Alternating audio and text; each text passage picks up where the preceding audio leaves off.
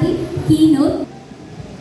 Sa ating keynote talk ay tatalakayin natin ngayon ang malnutrisyon, ang mga epekto nito sa katawan, lalo na sa mga batang tulad ko, syempre. At kung paano natin ito pwedeng tugon.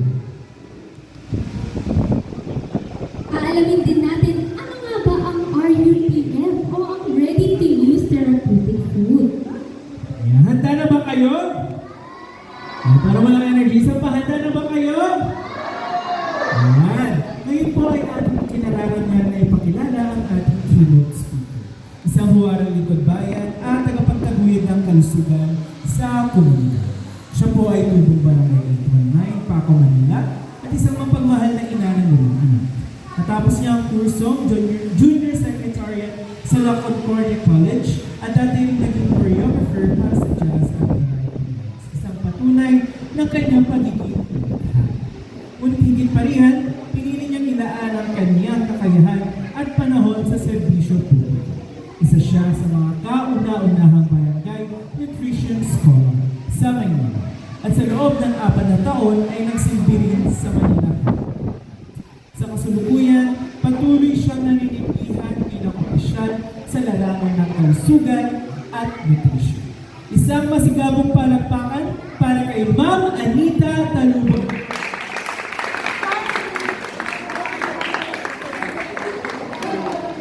Hello. Hello.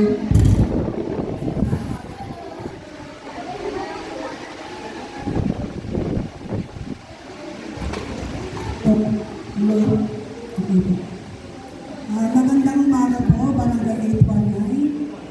Kinagagalak ko po na bigyan ng oportunidad na maging bahagi sa araw na to sa aktibidad ng para sa mga vitamina, para sa nutrisyon na kailangan ng malaman kung anong dapat yung gagawin. Ako po ay bilang barangay nutrition scholar na naka-duty sa barangay ninyo na bilang binigay ako ng Manila Health Department para mabigyan na sapat na nutrisyon ang mga bata na tulad ko. Ngunit, kailangan ko po ng palakay bakit ako narito ano po ang aking ginagampanan sa mga barangay na inahawakan ko katulad ko ng barangay 819. Sa pagbibigay po ng nutrition, hindi lang po ang mga bata o saan tayo magsisimula para ma-monitor natin ang magandang nutrition ng ating mga katawan. Magsisimula po tayo sa mga pagbubuntis. Ang bata po ay minumonitor namin magmula po sa pagbubuntis. Dahil po, yan po magsisimula kung ang nanay ay malusog, kung ang nanay ay regular pa nagpapacheck up sa health center, malapit lang po yung health center natin, para ma-monitor po si baby kung nakakatanggap po ng vitamin. Binibigyan po ang mga buntis ng vitamina para po ang kanilang dinadalang sabon ay mabigyan ng sapat na nutrisyon. Kagaya po sa mga antiacid, mga ganyan, kagaya po ng iron, sulfate, para po mapagtibayan ng pagbubuntis ang kanilang brain, yung kanilang sanggol, ang kanilang pag-develop ng sanggol. Para po paglabas po ni baby sa 1,000 days ay malusog po yung ating anak. Ngayon, paglabas po ni baby, kailangan po namin ma-monitor. Nagsasagawa po kami ng operasyon timbang. Bakit po operasyon timbang? Dito po namin malalaman kung ano pong mga anak ay underweight or severe underweight. Ang ibig sabihin po nun is baka ang anak nyo ay malnourished, kulang sa nutrisyon. So kailangan po natin silang timbangin at kunin natin yung height para po ma-monitor namin. Kagaya po ng mga dinidetect namin dito kung sino po yung mga malnourished. Yun po ay ang aming inaalagaan. Yung pong 0 to 23, monthly po namin yan tinitimbang. Bakit po tinitimbang ang 0 to 23 ng monthly? Kasi sila po ang prone ng sakit. At hindi nila, mahina po ang kanilang immune system. Pag po ang anak ninyo ay 0 to 23 months, kailangan monthly. Kasama po yan sa mga underweight, mga wasted, na minomonitor namin. Pag po ang anak nyo ay severe wasted, underweight, severe, ay weekly po namin ang minomonitor. Yung pong 24 months to 59 months, minomonitor po namin yan every 3 months kasi medyo malakas na yan eh. Minomonitor namin yung bago mag-ibang taon. Kasi ang 5 years old, medyo matibay na po ang immune niyan. Kailangan na rin nilang maka-receive ng vitamin ng ABC kasi hindi na namin yan magkakaroon ng monitor.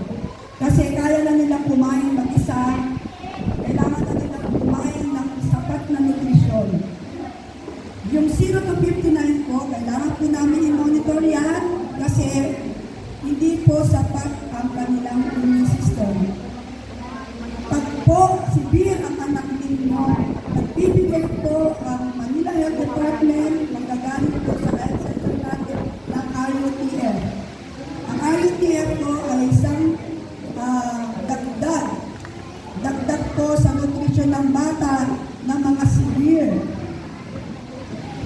Pag severe po yung anak nyo, kailangan nyo pong patake yung RUTF. Tested po yan ng ating mga nutritionist. Binibigay po ng Department of Health yan, programa po ng ating government, ng Manila Health Department, para po ang aming po programa ay kailangan po bawat barangay ay maging 0 malnourished. Kailangan wala na po tayong malnourished. Kayo po mga magulang, ang ating pong gagawin sa ating mga anak, pag kami po ay pumupunta sa inyong bahay. Actually, dapat sa barangay pupunta at itimbangin. Pero gumawa po kami ng paraan para po sila ay ma-monitor ng maayos. Meron po kaming tools na pantimbang. Dinadala po namin yan sa bahay-bahay para po sigurado ma-monitor ang ating mga anak at sigurado hindi sila magiging malnourished. Ngayon, kayong mga bata na narito, kailangan nyo ng vitamins kasi nagkukulang din kayo sa mga nutrition. Kagaya ng minsan ang mother, ang parent ay hindi naaasikaso yung mga anak. Minsan nakakalimutan nila yung paano pakainin yung mga bata, paano sila aalagaan. Kayong mga magulang, kailangan po natin ng responsibilidad na tutukan ng ating mga anak kahit po nandito po kami. Kailangan din po namin kayo kasi ituturo po namin sa inyo ang mga basitong pangangailangan ng inyong mga anak para hindi po sila magkasakit. Lalo na po yung 0-59, prone po yan sa sakit. Lalo na po pag sila ay naging severe underweight, severe wasted. Napakahirap po ng buhay ngayon, alam namin. Meron din po kami programa sa mga breastfeeding o kaya sa mga buntis. Pinifeeding po namin yan, may programa kami ganun. Kaagapay po ang barangay natin. Gumagawa po, nagsisikap po ang barangay at ang ating health center, Manila Health, na gawin lahat ang mga programang yan upang matugunan ang ating malnutrition. Nagpapasalamat po ako sa ngayon na nagkaroon po ng project ng ABC of Vitamin for Child Health. Kasi natutuwa po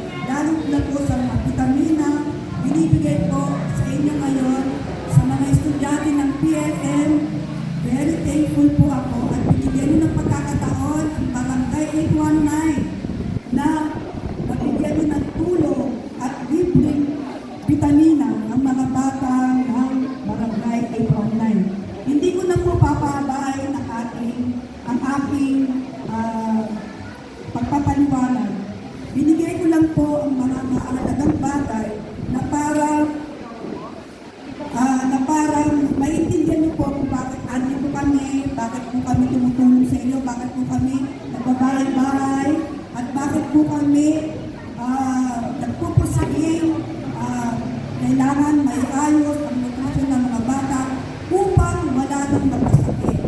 Kasi sa panahon ngayon, grabe na po ang sakit na dumarating. Diba? Kaya kailangan, pagkapanganak pa lang ni baby, 1 month and a half, mabaksin na po sila. Tapos, breastfeed nyo po sila kasi matatanggap po nila yan, yung mga vitamin ng ganyan. Tapos, pag marunong na po, kumain si baby, eto na po. Pag nagkulang na po ang gatas ni mami. Maraming salamat po sa pagkakataon na to at God bless po sa inyo lahat at sana po ay may natutunan po kayo sa araw na ito. Salamat po.